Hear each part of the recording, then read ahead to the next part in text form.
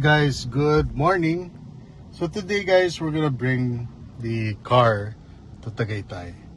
So now I set it, I always use it on standard mode, so dynamic. So now I'm gonna do it at chill. I'm at 81% and gawin natin chill mode.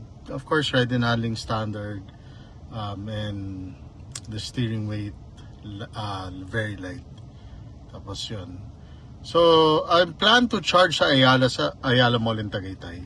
There's a 22 kilowatts and 27 kilowatt, I think, charging, AC charging there. So, try natin mag-charge doon kasi magsusupermarket rin ako at the same time.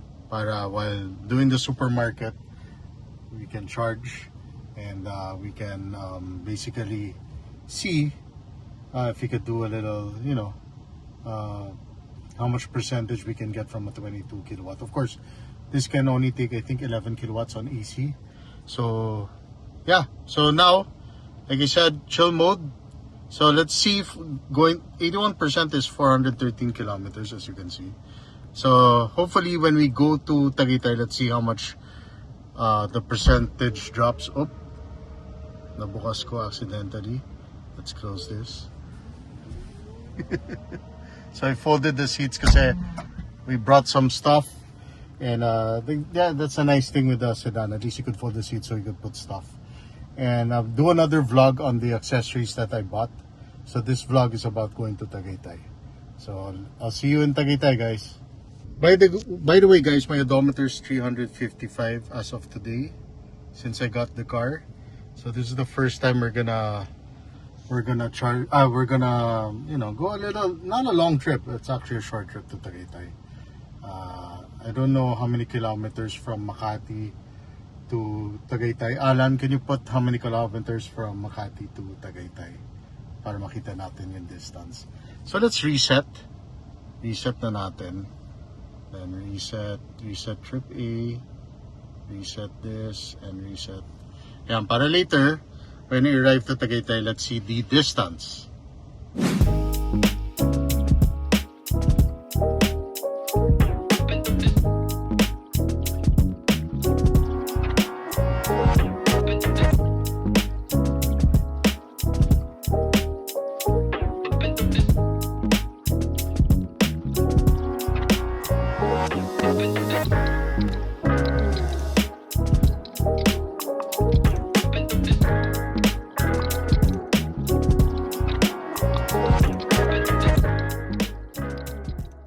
Hey guys, so we just arrived here at Ayala Mall Serin sa Tagaytay. So from 81%, 64% tayo. So not bad, 16% ang nabawasan. On chill mode, nag-chill mode ako. Tapos if you look at the trip, tignan natin. Yan, so 65.3 kilometers distance. Energy that we, I guess, use is 13.2 kilowatts. So 200 to, I don't know what that is, guys. So yan, trip A, trip B. So yun ang ginamit natin power. So we're gonna charge here at Ayala Malls. You can zoom there, babe, at the back. May 22 kilowatt siya. But this car can only take 11. But it's good kasi dito kami kakain at the same time we're gonna do our grocery here. So, not bad, 16% lang. Chill. So, I was doing an average of 90 kilometers per hour sa NLEX, sa SLEX. And siguro 80 kilometers going up Tagaytay. At the same time, ang aircon namin is 19 and 21 for Andrea kasi malamigin si Andrea compared to me. And the fan speed is, kanina nasa 3 to 4. Yun yung fan speed. So I think it's pretty good for this car being a performance. And just put it on chill on long drives. But siguro when we go to Baguio, isusport ko yan sa T-Plex para we can take advantage of the speed. So charge muna ako and let's see how much we can charge. 11 kilowatts lang naman. Let's see how fast it is. So see you later. Okay guys, so 1 hour 25 minutes. Oh, not bad, no babe? Yeah. So 1 hour 25 minutes maging 80% na ulit to. Siguro I'll increase it to 90% kasi nasa Tagaytay tayo. Does it stop automatically? It will stop at 90. So, and then we have So- to get the car when it does? Yes, meron lang congestion fee. So meaning if you're you're overstaying, they'll charge you, which is good. So gagawin natin, of course, pag fully charged na, so siguro 90% lipat kami sa parking. Of course, we want other people to charge. Meron dito 3 slots, 7 kilowatt 22 and another 22. So now we're in our max 11 kilowatt kasi that's what Tesla can take sa AC. Is the max is 11 kilowatt. So not bad, guys. So gagawin kong 90% kasi this is considered parang trip na rin, di ba? Long trip. So 90% tayo. So guys, so you can just actually move it. Yan. One time charge. 90% tayo. So mangyayari, charge limit 2 hours and 20 minutes. So that's enough time for us to, how do you call it? To do our, our shopping, our grocery and all that. Yeah. 2 hours and 15.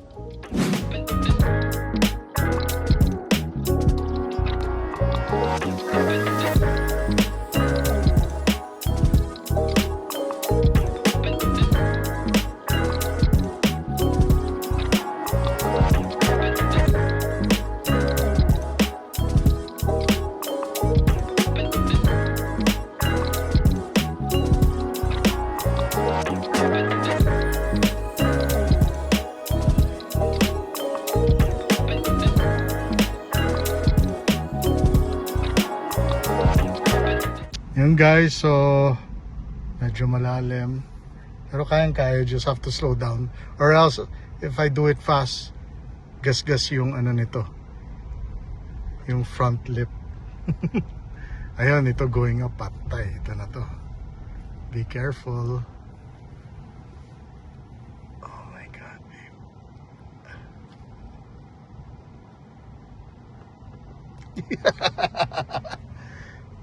Okay na. Oh, shit. Parang yung condo lang eh. Hey guys, so we're here at Tagaytay. So we're staying here for 2 nights. And basically, like I said, nag-charge tayo sa Ayala Mall Serin dito sa Tagaytay. And I think you could see, tingnan natin sa sa charging. Kung yan guys, on ko yung low power mode, especially pag nakapark. So kanina I just charged to 81% from 64 to 81. So from the time I started was 81%, nagbawas ng 15%. Naka-chill mode ako going all the way from Makati to Tagaytay.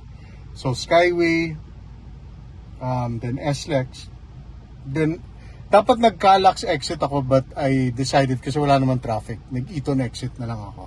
But I think Calax is better. I think you would save a couple of percentage in terms of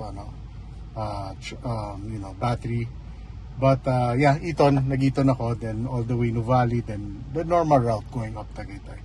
But 50% is not bad on chill mode. So if you look, yeah, chill mode, like I said, standard, and everything else is yun. So I spent 22 kilowatt yung charging kanina, AC.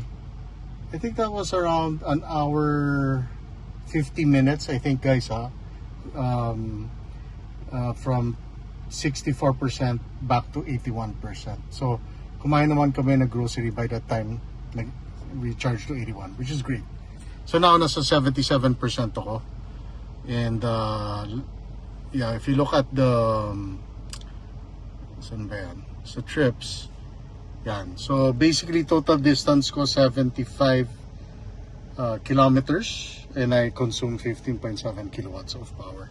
So not bad guys. I think it's pretty efficient for this type of car. Of course guys, pag naka-chill mode, medyo mas, how do you call it? It's more basically chill. Like the throttle response is, I mean, you could still press the pedal and it will go, but not as fast kapag normal or insane. And to be honest, I have not used the insane mode yet. Ano pa lang talaga ako. Normal chills or standard lang talaga ako. And that's about it. And I'm just happy with this car. It's basically what I thought it would be. All the, you know, all the how do you call it? All the reviews that I've watched on YouTube over and over again until I got this car. And yeah, it's been fantastic. Nice place pala dito, guys. This is in Crosswinds. Anyway, and I hope I get my plate number soon. I already ordered my plate holder sa IP Design. But yeah, the blue is nice. It's nice color. Kind of blends well with the, you know, with the performance package with the wheels. I don't know if I'm gonna remove the aero, what do you call this? These things, these plastic things that you can remove. Bahala na. But anyway, this is the vlog. So from Makati to Tagaytay, I'm gonna bring this car soon sa Subic and sa Baguio on our next trip.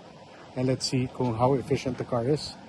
And yeah, see you on my next vlog. Always take care. God bless.